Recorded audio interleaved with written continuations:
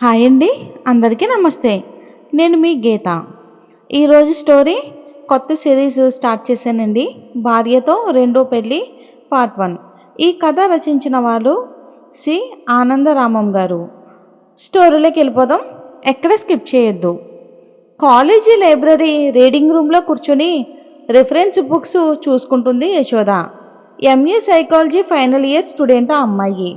ఒక చేతికి ఒక జత గాజులు, రెండో చేతికి రిస్ట్ వాచ్, మెడలో సన్నని పొట్టి బంగారు గొలుసు, ప్రింటెడ్ బెంగాల్ కాటన్ చీర, నిరాడంబరమైన అలంకరణ ఆమెది. ముఖం చాలా కాంతివంతంగా, చాలా అందంగా ఉంటుంది. రిఫరెన్స్ బుక్స్ జాగ్రత్తగా చూసుకుంటూనే చుట్టూ చూస్తుంది యశోద. ఆమె చూపులు ఎవరిని వెతుక్కోవటం లేదు, దేనికోసమూ ఎదురు చూడటం లేదు. అలా చూసి చూడనట్లు చుట్టుపక్కల వాళ్ళని పరిశీలిస్తూ వాళ్ళ మనస్తత్వాలు అంచనా వేయటం, తర్వాత తన అంచనా తప్పు రేటు తెలుసుకోవటం యశోదకి చాలా ఇష్టం. అందరినీ మామూలుగా గమనిస్తుంది, ఎవరైనా ప్రత్యేకంగా కనిపిస్తే మాత్రం మరింత జాగ్రత్తగా పరిశీలిస్తుంది. రీడింగ్ రూమ్లో చాలామంది స్టూడెంట్స్ ఉన్నారు. అక్కడ మాట్లాడకూడదని రూల్ ఉంది. ఆ రూల్ బ్రేక్ చేయడానికి ఉన్న ఉపాయాలన్నీ వినియోగించుకోవడానికి ప్రయత్నిస్తున్నారు స్టూడెంట్స్. కొందరు లావుపాటి పుస్తకాలు ముందేసుకుని చిన్న చిన్న స్లిప్పుల ద్వారా సంభాషణలు జరుపుకుంటున్నారు. మరికొందరు బుక్స్ ర్యాక్స్ వెనుక చేరి గుసగుసలు చెప్పుకుంటున్నారు. యశోద చూపులు కొంత దూరంలో ఉన్న వివేక్ మీద నిలిచాయి.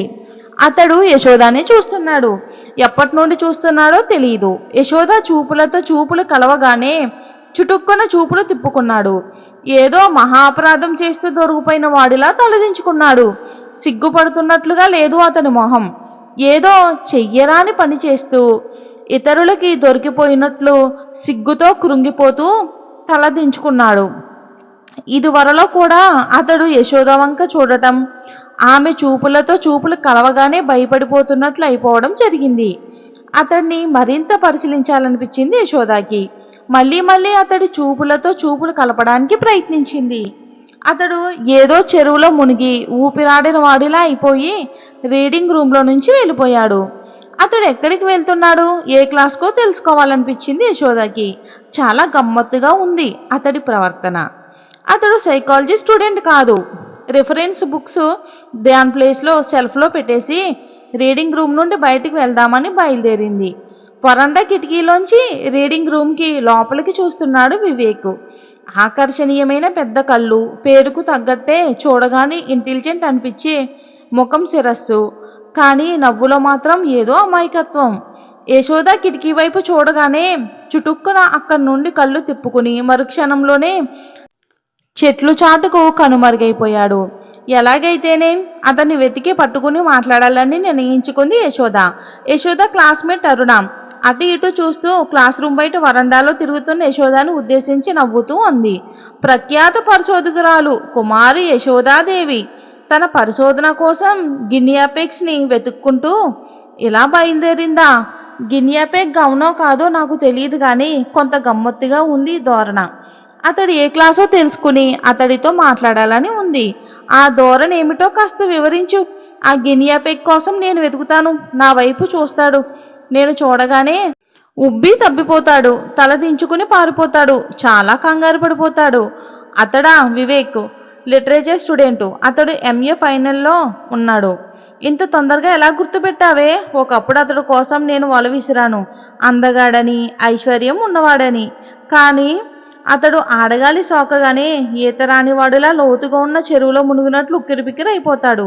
దొంగతనంగానైనా నీ వైపు అన్నిసార్లు అతడు చూడటం నీ అందానికి, ఆకర్షణకి చాలా గొప్ప సర్టిఫికేట్. ఏడ్చావులే, ఆ సర్టిఫికేట్ ఏదైనా వస్తే అది నీకే ఇస్తాను. అది సరే గాని అతడు పిరికివాడా, లేకపోతే నలుగురిలో ఎమల్లేడా? అదేం కాదు, అతడు మంచి వ్యక్తి. ఏ విధమైన అడ్డు లేకుండా నరళంగా శ్రోతాలను ఆకట్టుకుంటూ గంటల కొద్దీ ఉపన్యాసించగలడు. మంచి కరాటీ ఫైటర్ కూడా. కరాటీ ఫైటరా?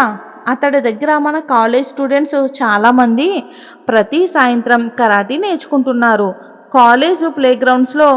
నిజంగా? నువ్వు చూసావా? హా! నాకు కూడా నేర్చుకోవాలనిపించింది.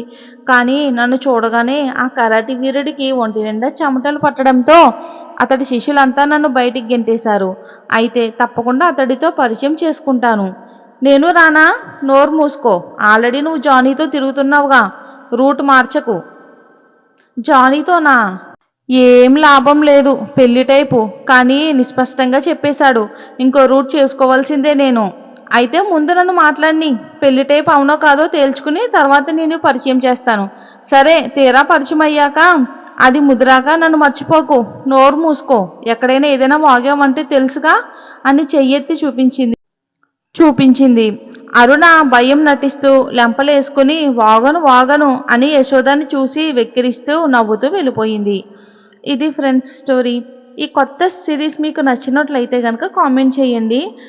మీ విలువైన అభిప్రాయాన్ని మాకు తెలియచేయండి. ఎందుకంటే మీ అభిప్రాయం అనేది మాకు చాలా ముఖ్యం. పార్ట్ 2 రేపండి. ఈ స్టోరీ మీకు నచ్చినట్లయితే ఒక లైక్ చేసి మన ఛానల్ని సబ్స్క్రైబ్ చేసుకోండి. Thanks for watching friends. Have a nice day. రేపటి స్టోరీలో మళ్ళీ కలుద్దాం.